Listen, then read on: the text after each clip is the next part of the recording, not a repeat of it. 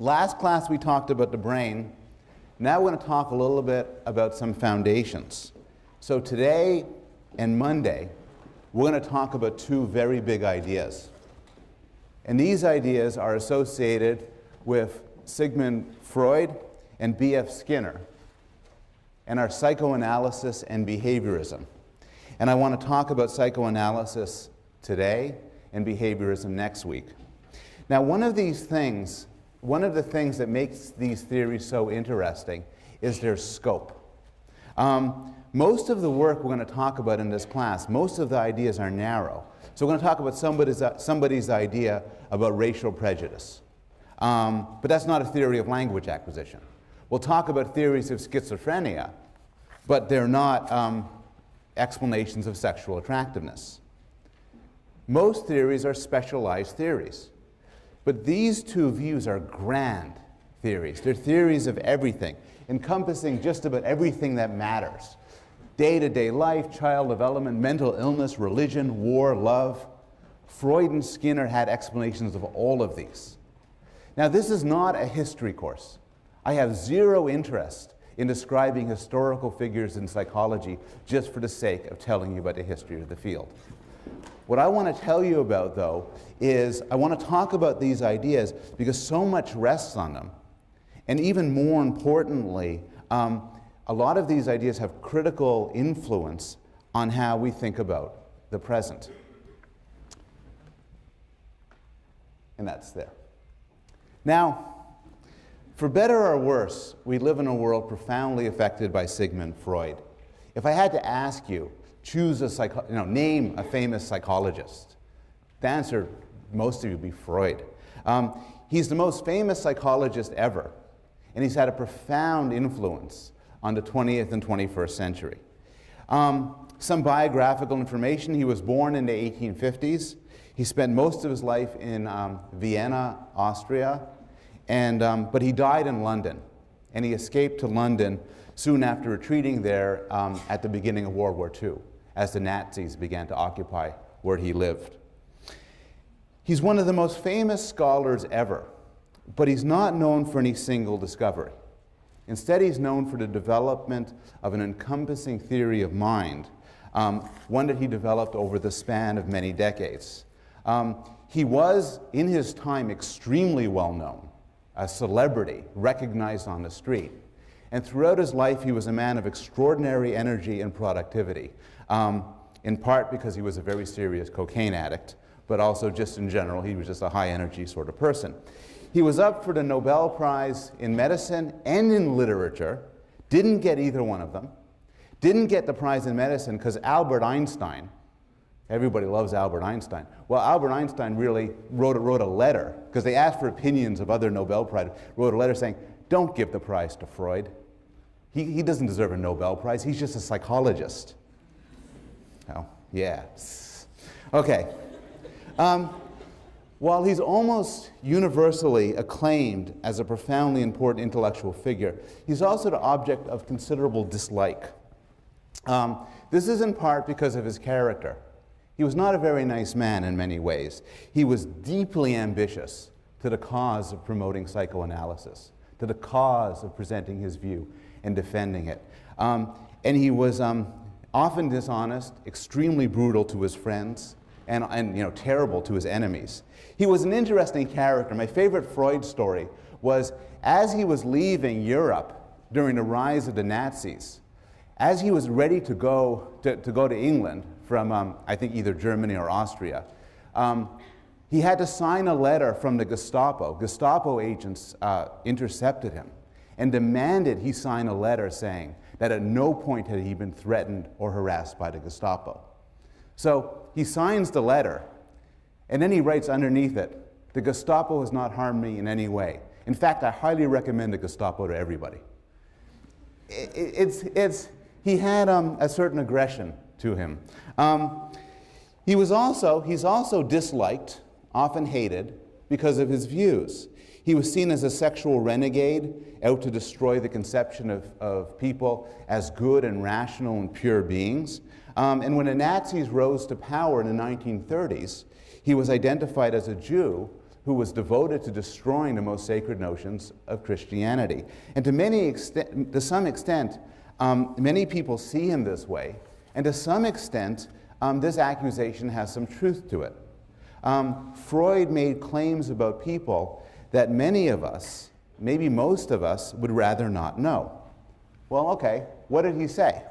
Well, if you ask somebody who doesn't like Freud what he said, they'll describe some of the stupider things he said.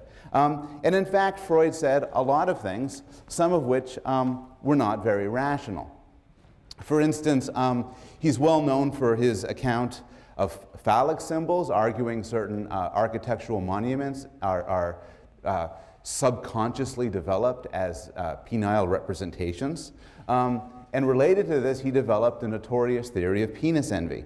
And penis envy is an account of a developmental state that every one of you who is female has gone through, according to Freud. And the idea is that you discovered at some point in your development that you lacked a penis. This is a catastrophe. And so each of you inferred at that point that you had been castrated. You had once had a penis, but somebody had taken it from you. You then turn to your father and love your father because your father has a penis, so he's a sort of penis substitute. You reject your mother, who's equally unworthy due to her penis lack, and that shapes your psychosexual development. Now, if that's the sort of thing you know about Freud, you are not going to have a very high opinion of him or of his work. But at the core of Freud's explanation, the more interesting ideas is a set of claims of immense intellectual importance.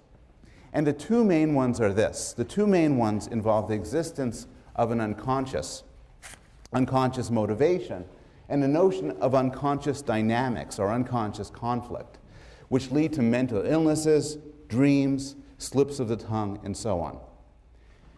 The first idea, the idea of unconscious motivation, involves rejecting the claim that you know what you're doing. So suppose you fall in love with somebody and you decide you want to marry them. And then somebody was asked to ask you why.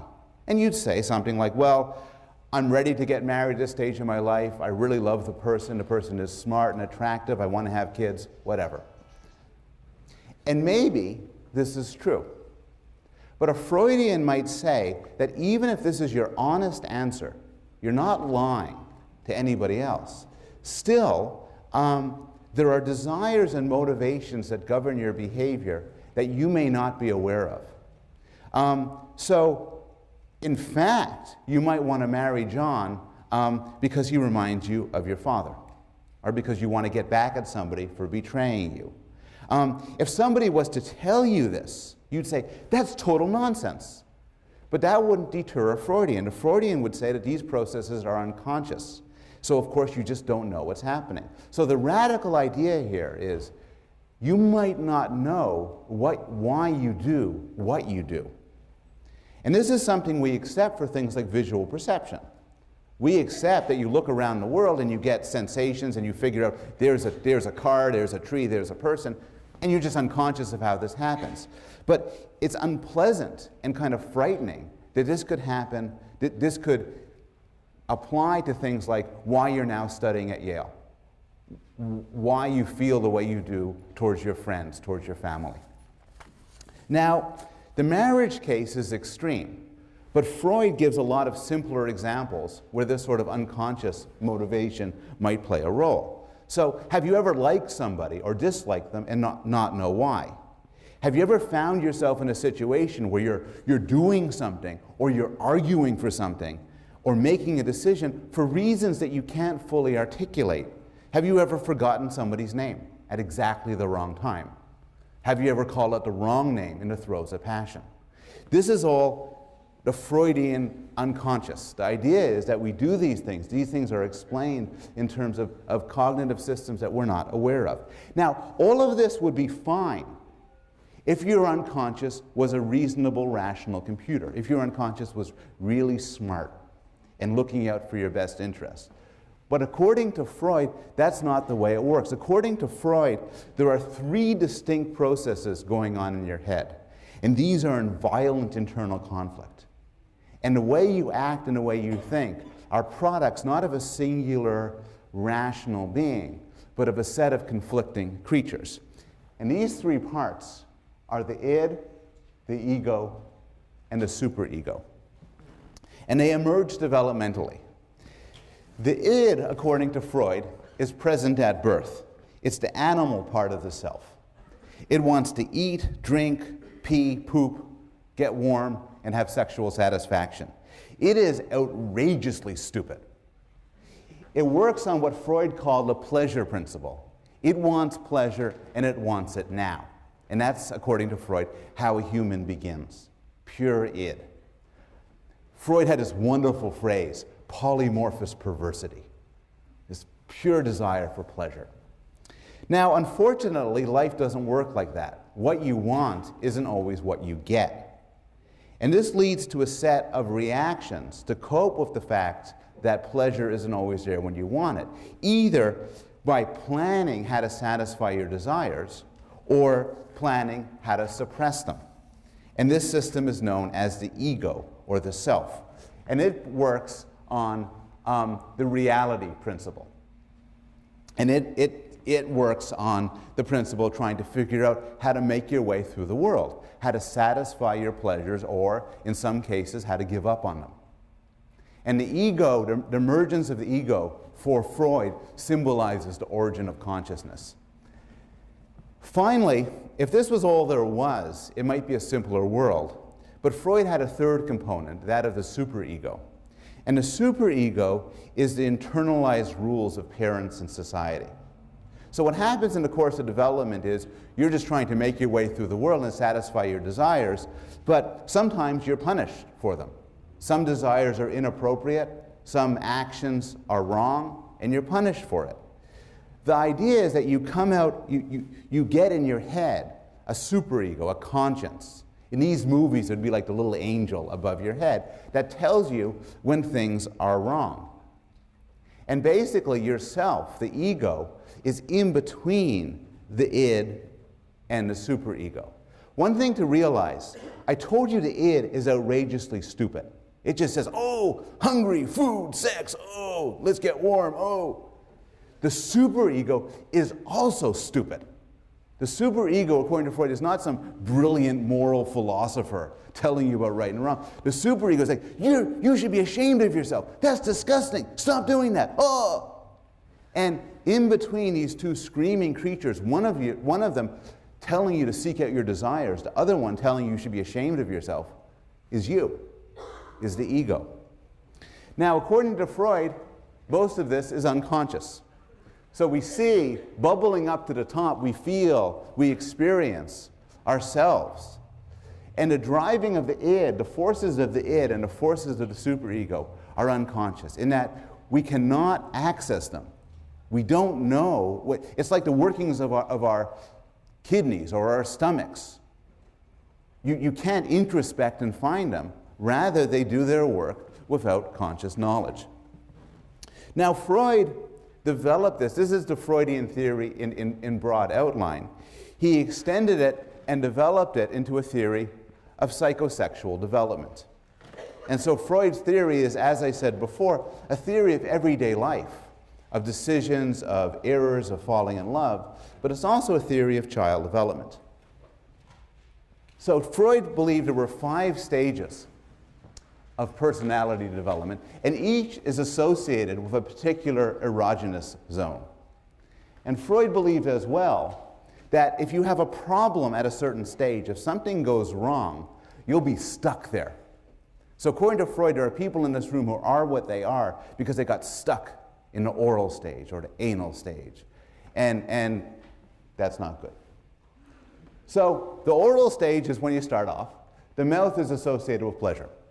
Everything is sucking and chewing and so on.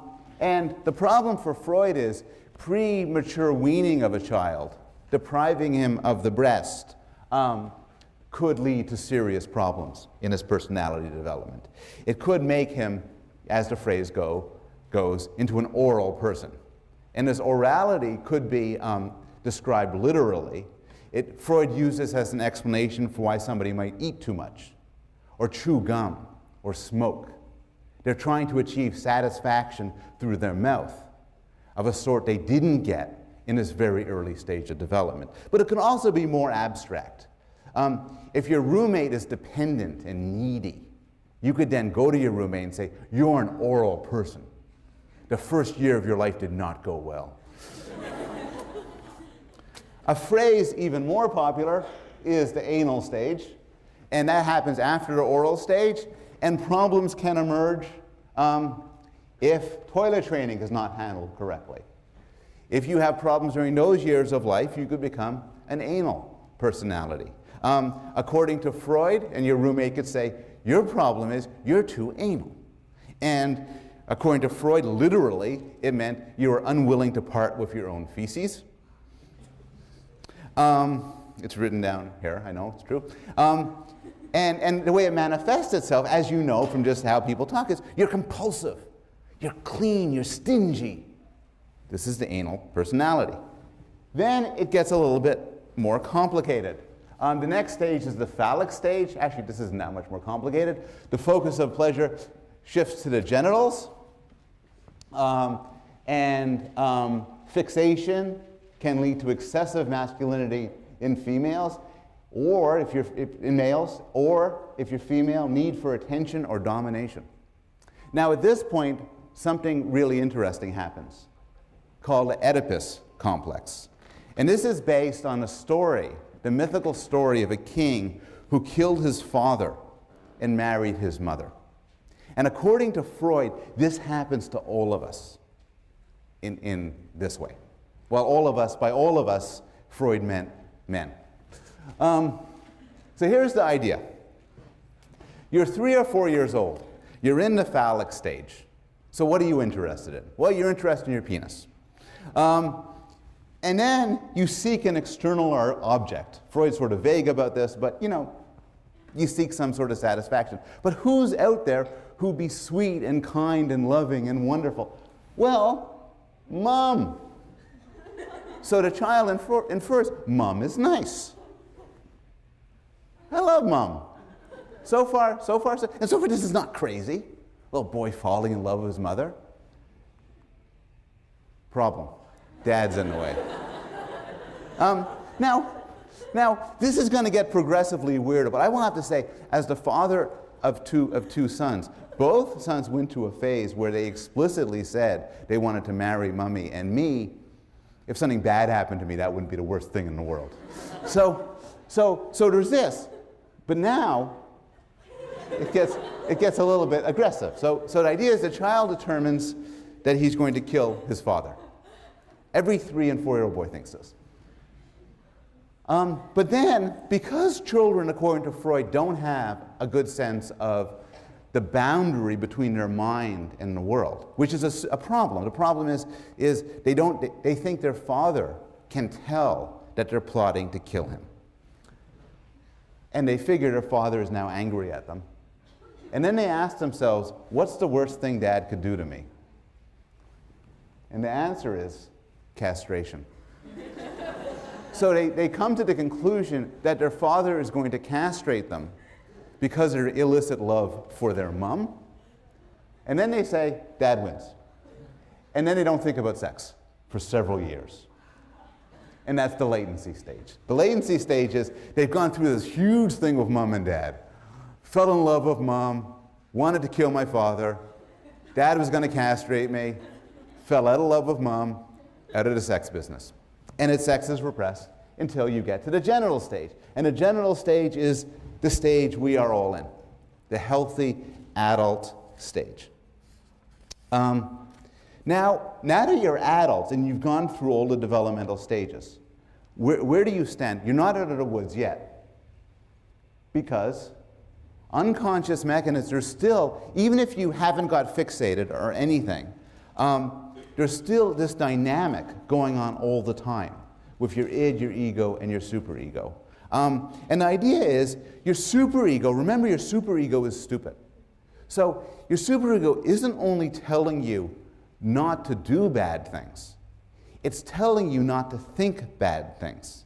So what's happening is your id is sending up all of this weird, sick stuff, all of these crazy sexual and violent desires. Oh, I'll kill him. I'll have sex with that.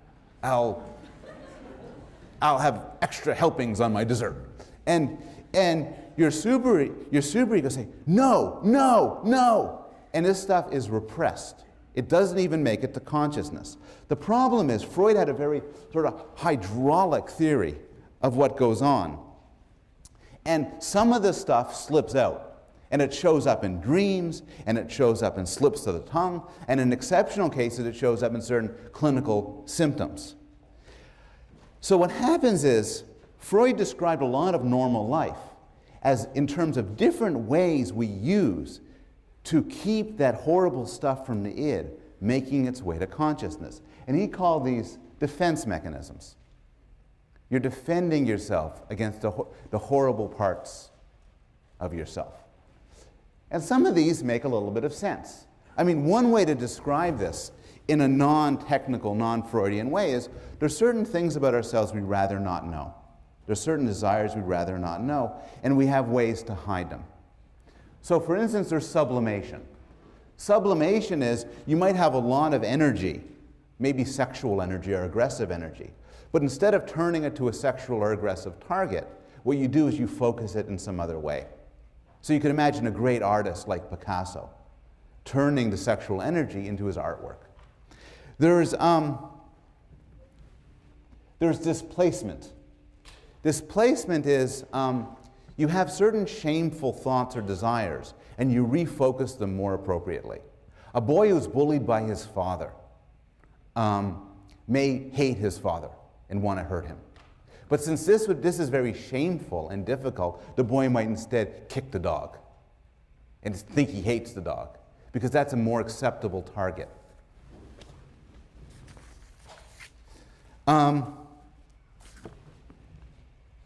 There's projection. Projection is I have certain impulses I'm uncomfortable with. So rather than own them myself, I project them to somebody else.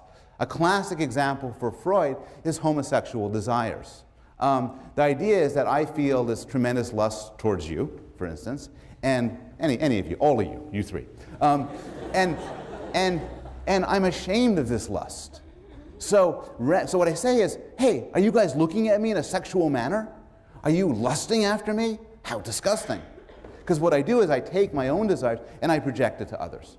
And Freud suggested, perhaps not implausibly, that men who believe other men, who are obsessed with the sexuality of other men, are themselves projecting away their own sexual desires. There's rationalization, which is that when you do something or think something bad, you rationalize it and you give it a more socially acceptable explanation. A parent who enjoys smacking his child will typically not say, I enjoy smacking my child, rather will say, it's for the child's own good. I'm being a good parent by doing this. And finally, there is regression, which is returning to an earlier stage of development. And you actually see this in children. In times of stress and trauma, they'll become younger. They will act younger. They might cry, they might suck their thumb, seek out a blanket, or so on. Now, these are all mechanisms that for Freud are not the slightest bit pathological. They're part of normal life. Normally we do these things to keep an equilibrium among the different systems of the unconscious. But sometimes it doesn't work. Sometimes things go awry. And what happens is a phrase that's not currently used in psychology, but was popular during Freud's time, hysteria. Hysteria includes phenomena like hysterical blindness and hysterical deafness, which is when you cannot see and cannot hear, even though there's nothing physiologically wrong with you. Paralysis, trembling, panic attacks, gaps of memory, including amnesia, and so on. And the idea is that these are actually symptoms. These are symptoms of mechanisms going on to keep things unconscious. It's a common enough idea in movies. Often in movies what happens is somebody goes to an analyst. They have some horrible problem. They can't remember something. Or they have some sort of blackouts and so on. And the analyst tells them something. And at one point, they get this insight and they realize why they blinded themselves, why they can't remember. And for Freud, this is what happens. Freud originally attempted to get these memories out through hypnosis, but then moved to the mechanism of free association. And according to Freud, the idea is patients offer resistance to this, and then the idea of a psychoanalyst is to get over the resistance and help patients get insight. The key notion of psychoanalysis is your problems are actually reflect deeper phenomena. You're hiding something from yourself. And once you know what's going on for deeper phenomena, your problems will go away. I'm going to give you an example of a therapy session. Now, this is not a Freudian analysis. We'll discuss later on in the course what a Freudian analysis is, but this is not a pure Freudian analysis. A Freudian analysis, a person is lying on a couch, does not see their therapist is very non-directive. But I'm going to present this as an example here because it illustrates so many of the Freudian themes, particularly themes about dreams, the importance of dreams, about repression, and about hidden meaning. So this is from a television episode. And the characters, some of you may have seen this, many of you will not have. The character is suffering from panic attacks. In particular, he has panic attacks when he sees, his first panic attack originated when he walked to a swimming pool and he saw a family of ducks fly away. And he had a panic attack. High heart pounding, sweating, flushed, and then he passed out. And these panic attacks grew worse and worse until he saw a therapist who ended up prescribing him medication. And this is discussed as one of the meetings he had with the therapist. Freud's contributions extend beyond the study of individual psychology and individual pathology. Freud had a lot to say about dreams, as you could see in this illustration.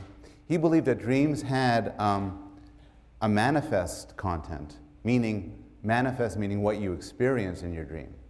But dreams always had a latent content as well, meaning the hidden implication of the dream. He viewed all dreams as wish fulfillment. Every dream you have is a certain wish you have, even though it might be a forbidden wish that you wouldn't wish to have, you wouldn't want to have. And dreams had, and this is an idea that long predated Freud, dreams had symbolism. Things in dreams were often not what they seemed to be, but rather symbols for other things. Freud believed that literature and fairy tales and stories to children and the like carried certain universal themes, certain aspects of unconscious struggles, and certain preoccupations of our unconscious mind. And Freud had a lot to say about religion. For instance, he viewed a large part of the idea of finding a singular, all-powerful God as seeking out a father figure that some of us never had during development. What I want to spend the rest of the class on is the scientific assessment of Freud. So what I did was, so far as I've told you what Freud had to say in broad outline, I then want to take the time to consider whether or not we should believe this and how well it fits with our modern science. But before doing so, I'll take questions for a few minutes. Do people have any questions about Freud or Freud's theories? Yes? So would a child who did not grow up in a two-parent family lack the Oedipus complex and other normal stages of development? It's an excellent question. The question is that the conflicts and psychosexual development that Freud describes is always assumes that a child has a mother and a father, one of each, in a certain sort of familial structure. And the question then is, what if a child was raised by a single parent, for example? What if a child was never breastfed, but fed from the bottle from the start? And Freudians have had problems with this. Freud was very focused on the family life of the people he interacted with, which is rather upper-class Europeans. And these sort of questions would have been difficult for Freud to answer. I imagine that what a Freudian would have to say is you would expect systematic differences. So you would expect a child who just grew up with a mother, or just grew up to be a father, with a father, to be in some sense psychologically damaged by that, failing to go through the normal psychosexual stages. Yes? Do modern psychodynamic therapists still believe that women don't have superegos? The question is, do modern psychoanalysts still believe that women do not have superegos? Freud was, as you're pointing out, Freud was notorious for suggesting that women were morally immature relative to men. I think Freud would say that women had superegos. They're just not the sort of sturdy ones that men have. I think psychoanalysts and psychoanalytic scholars right now would be mixed. Some would maintain that there really are deep sex differences. Others would want to jettison that aspect of Freudian theory. Yes? You define sublimation as being a displacement.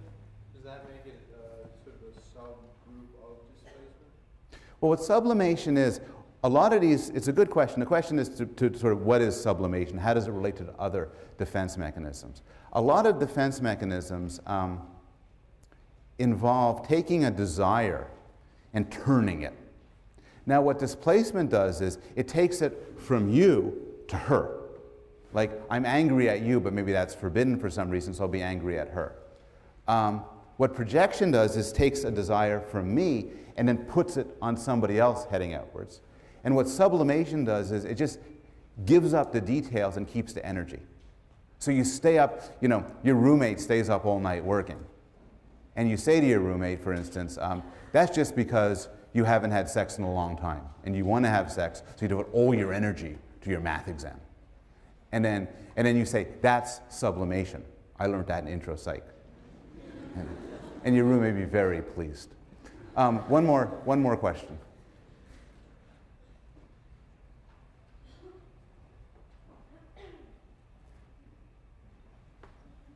Yes?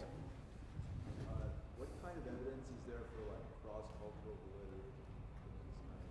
The question is, which is related to the issue, extending the issue of the two-parent versus one-parent family, is to what extent are these notions validated cross-culturally? And that's such a good question, I'm going to defer it, I'm going to talk about it in a few minutes, because that speaks to the issue of the scientific assessment of Freud. So I'm going to try to get to your question in a little bit. Freudian theory is now, at this point in time, extremely controversial. And there's a lot of well-known criticisms and attacks on Freud. This is just actually an excellent book on the memory wars by Frederick Crews, and Frederick Crews is one of the strongest and most passionate critics of Freud. And the problems with Freud go like this. There are two ways you could reject a theory. There are two problems with a scientific theory. One way you could reject a theory is that it could be wrong. So suppose I have a theory that the reason why some children have autism, a profound developmental disorder, is because their mothers don't love them enough. This is a popular theory for many years. It's a possible theory, it just turns out to be wrong.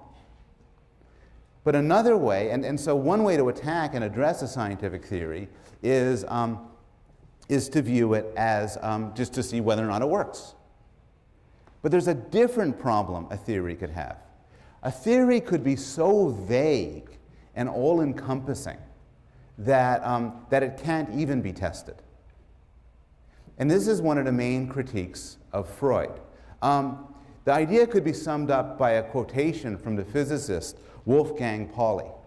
And Pauli was asked his opinion about another physicist. And Pauli said this: "That guy's work is crap. He's not right. He's not even wrong." And the criticism about Freud is that he's not even wrong. The issue of vagueness is summarized in a more technical way by the philosopher Karl Popper, who introduced the term of falsifiability. The idea of falsifiability is that what distinguishes science from non-science is that scientific predictions make strong claims about the world, and these claims are of a sort that they could be proven wrong. If they couldn't be proven wrong, they're not interesting enough to be science. So for example, within psychology, the sort of claims we'll be entertaining throughout the course include claims like damage to the hippocampus causes failures of certain sorts of memory. Or everywhere in the world, men, on average, want to have more sexual partners than women. Or exposure to violent television tends to make children themselves more violent. Now, are they true or are they false? Well, we'll talk about that.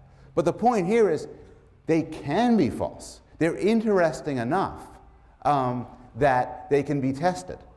And as such, they might be wrong, but they graduate to the level of a scientific theory. This should be contrasted with non-scientific programs, and the best example of a non-scientific program is astrology. So the problem with astrological predictions is not that they're wrong, it's that they can't be wrong. They're not even wrong. I got my horoscope for today on the web. A couple of negative aspects could make you a little finicky for the next few days. Okay, I want to watch for that. The presence of both Mars and Venus suggests you want to box everything into a neat, ordered, structured way, but keeping a piece of jade or carnelian close will help you keep in touch with your fun side. And starting this morning, I got for my wife a little piece of jade, and I have been sort of in touch with my fun side. The problem is, a few days aren't going to go by. I said, God, that was wrong. It can't be wrong. It's just so vague. I got a better horoscope from The Onion, actually. Riding in a golf cart with snow cone in hand, you'll be tackled by 2 police officers this week after matching a composite caricature of a suspected murderer. Now, that's a good prediction, because wow, if it turns out to be true, I'm going to say those guys really know something. It's falsifiable. Arguably, Freud fails the test, because Freudian theory is often so vague and flexible that it can't really be tested in any reliable way. A big problem of this is a lot of Freudian theory is claimed to be validated in the course of psychoanalysis. So when you ask people, why do you believe in Freud? They won't say, oh, because of this experiment, this data set, and that data set. What they'll say is, the Freudian theory proves itself in the course of psychoanalysis, the success of psychoanalysis. But it's unreliable. I mean, the problem is, say, Freud says to a patient, you hate your mother. The patient says, wow, that makes sense. Freud says, I'm right.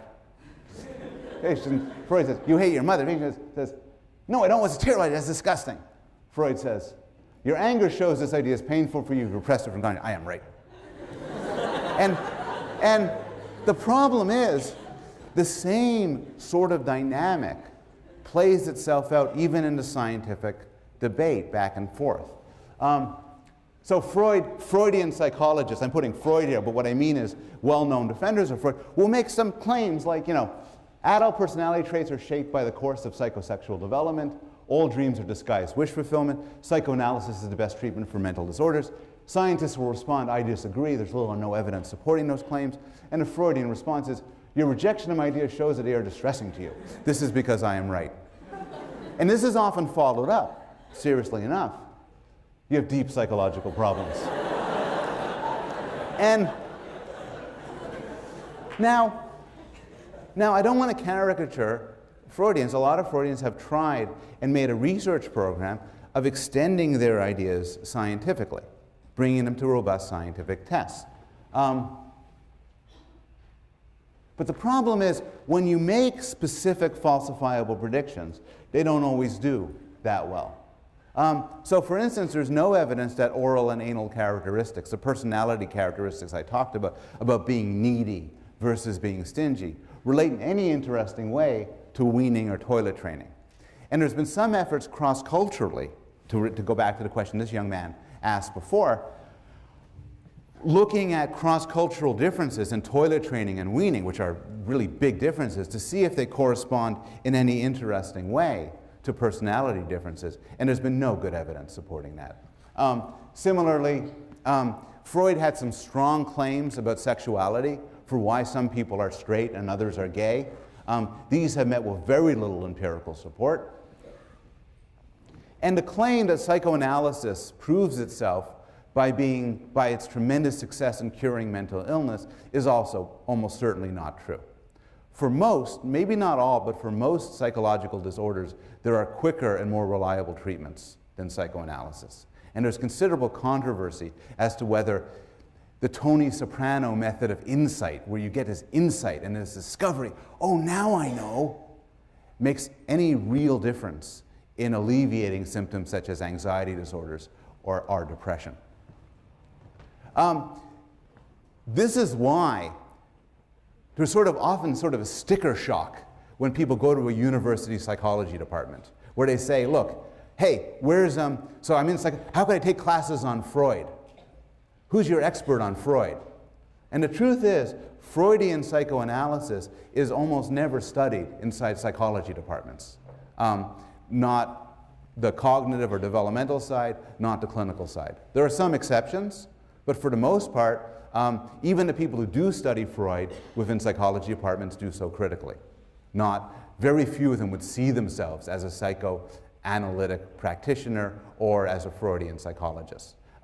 Freud lives on, both in a clinical setting and in a university, but Freud at Yale, for instance, is much more likely to be found in the history department or the literature department than in the psychology department. And this is typical enough. But despite all of the sour things I just said about Freud, the big idea, the importance of the dynamic unconscious, remains intact. We will go over and over and over again, different case studies, where some really interesting aspects of mental life prove to be unconscious. Now, there's one question, I'm actually going to skip over this for reasons of time, and just go to some examples of the unconscious in modern psychology. So, here's a simple example of the unconscious in modern psychology.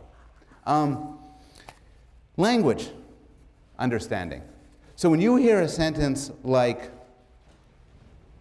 John thinks that Bill likes him, in a fraction of a second, you realize that this means that John thinks that Bill likes John. If you heard the sentence, John thinks that Bill likes himself, in a fraction of a second, you would think that it means John thinks that Bill likes Bill. And as we will get to when we get to the lecture on language, this is not conscious. You don't know how you do this. You don't even know that you are doing this, but you do it quickly and instinctively. So much of our day-to-day life can be done unconsciously. There are different activities you can do. Driving, chewing gum, shoelace tying, where if you're good enough at them, if you're expert enough at them, you don't know you're doing them. I was at a party a few years ago for a friend of mine, and we ran out of food. So he said, I'll just go pick up some food. An hour later, he was gone. Still gone. It was supposed to be around the corner. And we called him up on his cell phone. And he said, oh, I got on a highway and I drove to work. He works like an hour away. We got on the highway to drive. And some version of these things happen all the time. Maybe more surprising, Freud's insight that our likes and dislikes are due to factors that we're not necessarily conscious of has a lot of empirical support, from research into social psychology, for example. So for instance, here's one finding from social psychology. If somebody goes through a terrible initiation to get into a club, they'll like the club more. You might think they'd like it less because people do terrible things to them, but actually hazing is illegal, but a remarkably successful tool. The more you pay for something, the more you like it, and the more pain you go through to get something, the more you like it. From the standpoint of politics, for instance, if you want loyal people in a political campaign, do not pay them. If you pay them, they'll like you less. If they volunteer, they'll like you more. And we'll talk about why. There's different theories about why. But my point right now is simply that people don't necessarily know this, but still they're subject to this. Another example is some weird studies done in a discipline of social psychology known as terror management, which involves subliminal death primes. The idea of subliminal death primes is this. You sign up for your human subjects requirement, and then they put you in front of a computer screen. And then they tell you, oh, just sit in front of the computer screen and we'll ask you some questions. And then the questions come out, and they're questions like, how much do you love your country? What do you think of Asians? What do you think of Jews? What do you think of blacks? What do you think of vegetarians? What do you think of people's political views? Different from yours. Here's the gimmick. What you don't know is on that computer screen, words are being flashed. Like that. But they're being flashed so fast it looks like that. You don't see anything. Words like corpse, dead, dying. The flashing of these subliminal words, subliminal meaning a fancy term meaning below the level of consciousness, you don't know you're seeing them, has dramatic effects on how you answer those questions. People exposed to death primes become more nationalistic, more patriotic, less forgiving of other people, less liking of other races and people from other countries.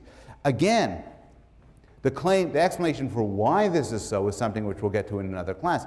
The point now is simply to illustrate that these sort of things can have, that things you aren't aware of can have an effect on how you think. The final example I'll give of this is a short demonstration. To do this, I'm going to cut the class in half at this point. So you'll be on this side of the class, the right side, my right, and this will be on the left side. And I simply want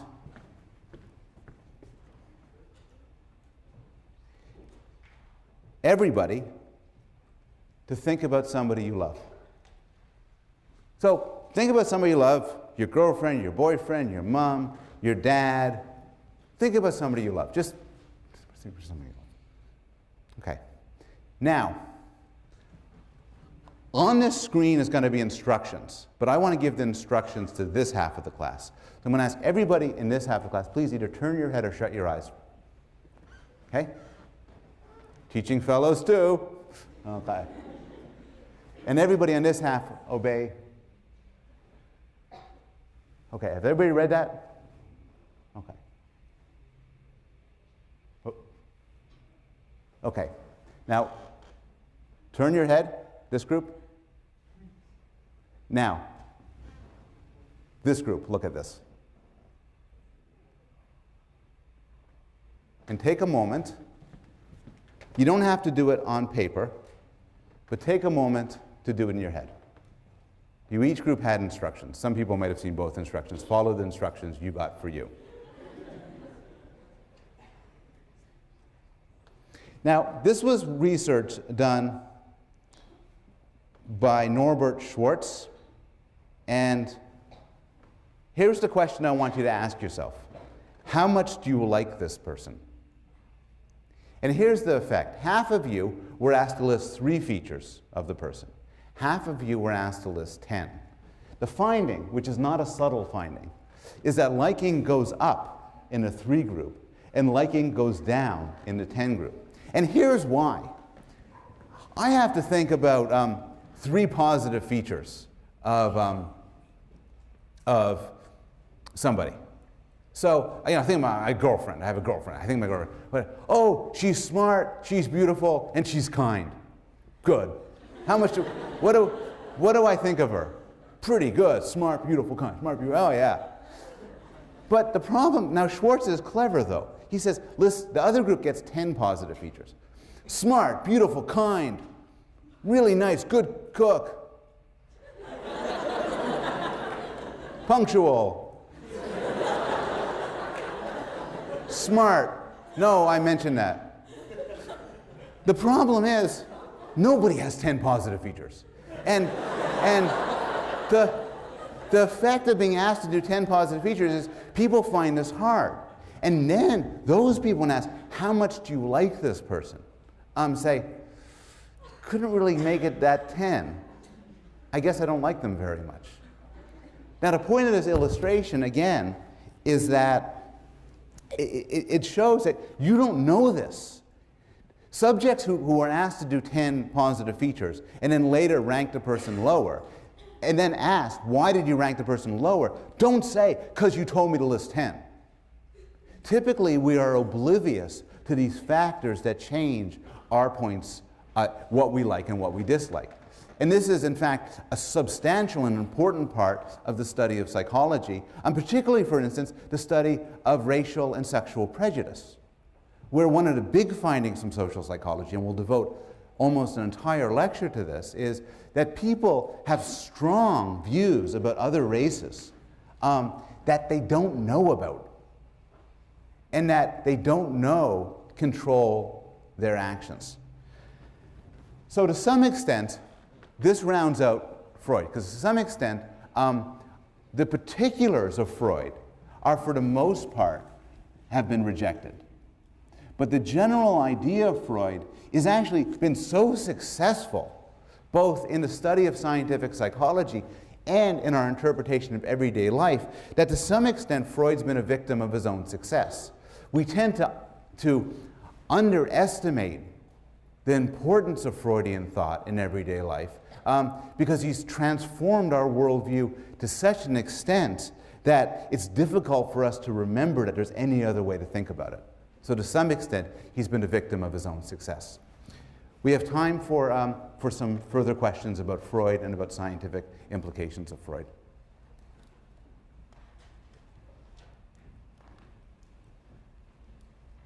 I took a class once on how to teach when I was a graduate student. And I just remember two things from this class. One thing is never grade in red pen. Suppose that people don't like that. The second thing is never ask any questions, because presumably it's very frightening. Say, any questions? And people find it's intimidating. I'm supposed to ask, what are your questions? So, what are your questions? Yes, and back. Sorry.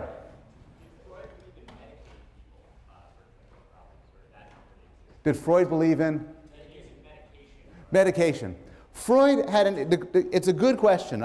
The question was, did Freud believe in medication? Medication, of course, being a major theme of how we deal with certain disorders now, particularly depression and anxiety disorders. On the one hand, Freud made his start as a neuroscientist.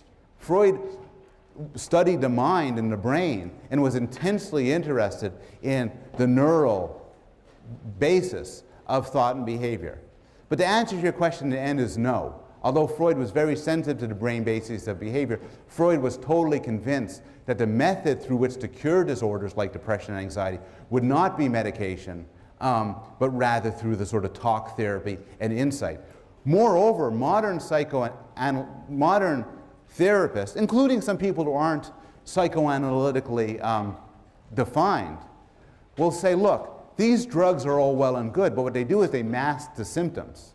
So if you have panic attacks, say, it's true the drugs might make the panic attacks go away, but the panic attacks are actually not your real problem. And by making them go away, you don't get to the root of your problem. So the answer is both Freud and modern-day psychoanalysts would think that medications are substantially overused in the treatment of mental disorders. Yes?